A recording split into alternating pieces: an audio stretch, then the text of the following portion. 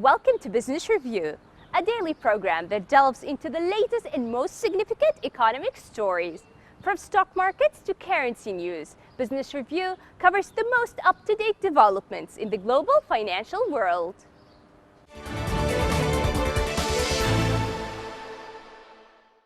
As the indicators that measure Argentina's stuttering economy contract and decline, one figure in particular is impacting an entire generation: unemployed adults. Marcelo Chavez, a 59-year-old owner of kayak factory, said that in the last 3 years his manufacturing has plummeted. In the past he had 45 workers, now only 16 people are working in his company. Argentina's unemployment rate rose to 9.7% in the third quarter of 2019, almost a percentage point higher than a year earlier. Sergio Anibal Katz was fired 4 months ago from the factory, where he worked for around 11 years, and said that he has been searching for a job, but confessed the situation is very hard. Katz, who has more than 10 years of experience, said that he has started to eat more carbohydrates and less meat. Peronist President Alberto Fernandez has promised an end to outgoing leader Mauricio Macri's pro-business policies as inflation roars at above 50%. Poverty has grown and economic growth sputters. Argentina's economy is shrinking and poverty levels are approaching 40%. The country, Latin America's number 3 economy, also needs to restructure a large pile of sovereign debt with creditors.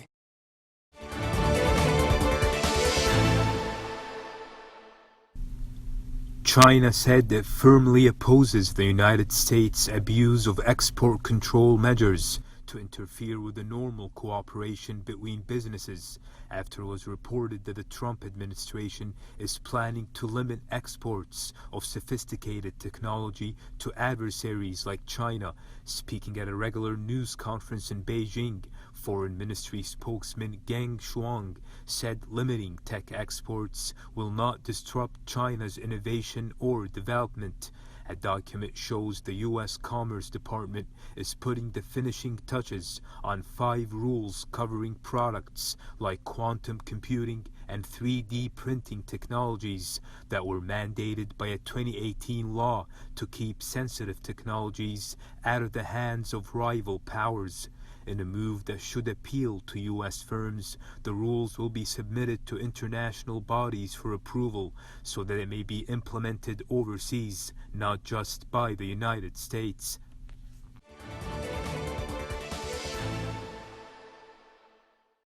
Dutch farmers blocked a motorway with tractors in protest against government plans to limit nitrogen emissions.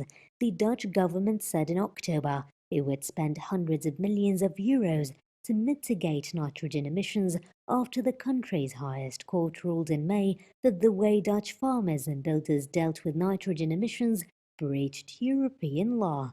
The government said it would offer subsidies to farmers who are either willing to give up their business or want to invest in limiting their emissions. Nitrogen emissions, which in large quantities threaten specific types of plants and the animals that feed on them, are relatively high in the small but densely populated Netherlands, home to important industries and a large agricultural sector.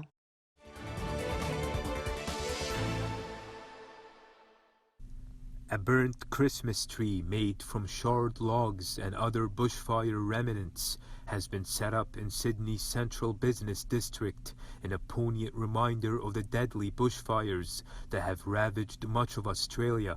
The installation, made of signed tree limbs, a scorched bicycle, a ruined fire alarm, and other household debris left behind by the life-threatening fires, is surrounded by Christmas presents wrapped in glittery red, silver, and gold papers. Artist James Dives said the artwork was a symbol of the shadow that bushfires have cast over the festive season, as well as the resilience of Australian communities.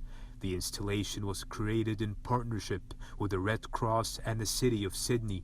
As many as 6 people have died in the state of New South Wales, of which Sydney is the capital city, in the current bushfires, with more than 700 homes destroyed and nearly 3 million acres of land burnt.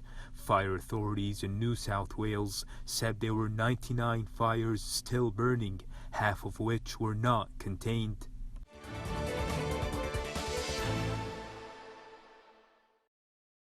Fiat Chrysler and Peugeot maker PSA have reached a binding agreement over their roughly $50 billion merger that will reshape the global car industry. France's PSA and Italian-American Fiat Chrysler, which are yet to decide on a name for their new company, will now start work on delivering their pledge to cut costs by $4.1 billion a year without closing factories. That will be all the harder with politicians and strong labor unions in both France and Italy worried about job losses at a combined business that will employ around 400,000 people. In Frankfurt, car industry analyst Jürgen Weiber of Metzler Bank said that while PSA was looking for size, Fiat Chrysler did not have a choice since Fiat's technology is out of date. Piper said that the merged company would have to take a close look at Fiat's Italian factories, where a lot of cleanup work is required. Asked about the future of PSA German unit Opel, Piper said the brand from Rüsselsheim outside Frankfurt stood out as one of the bright lights destined for a bright future.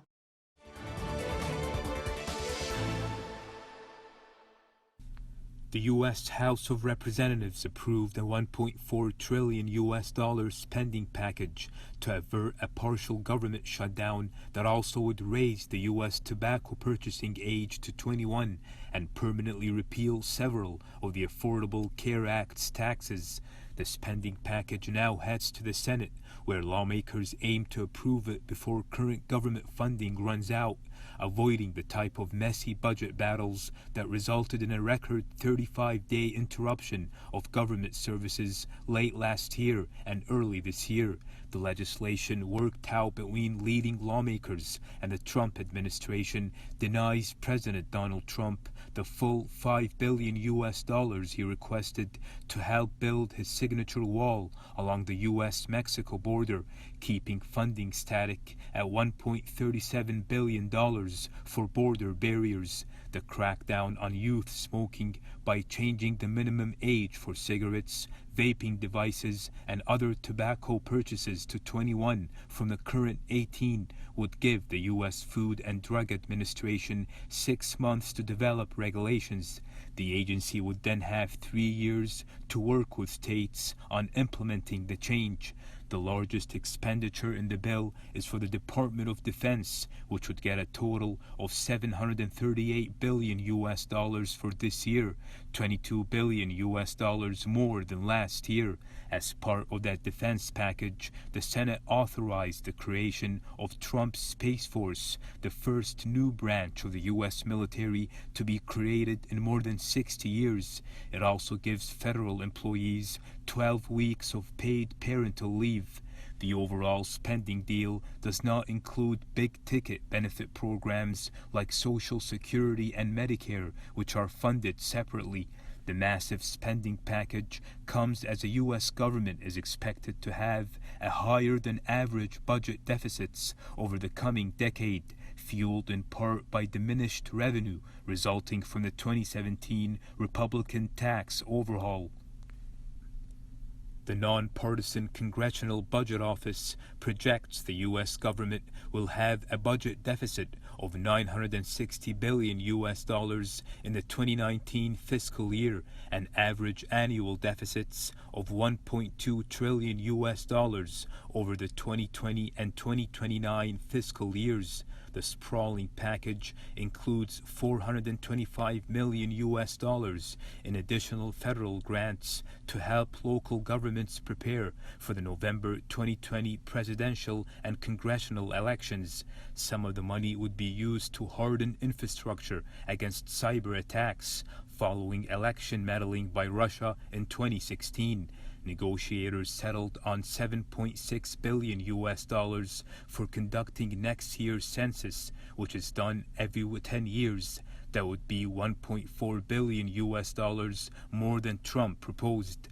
The bill also allocates $25 million for federal gun violence research, following a decades-long suspension of such funding. All of the money would fund government programs through September 30th, 2020, the end of the current fiscal year.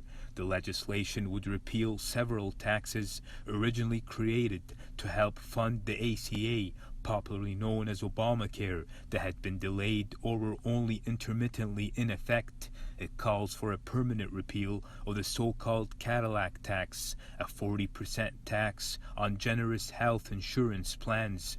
It had aimed to encourage corporations to buy lower-cost plans for employees, but was opposed by many unions that had negotiated their health insurance plans and by businesses who said it was a benefit workers valued. The tax was delayed and never went into effect. The spending bill would also repeal the 2.3% tax on the scale of medical devices such as catheters and pacemakers, which drew opposition from bipartisan lawmakers who said it hurt innovation at medical device companies. Another tax to be repealed is an industry-wide health insurance fee of about 2.5% to 3% of premiums collected.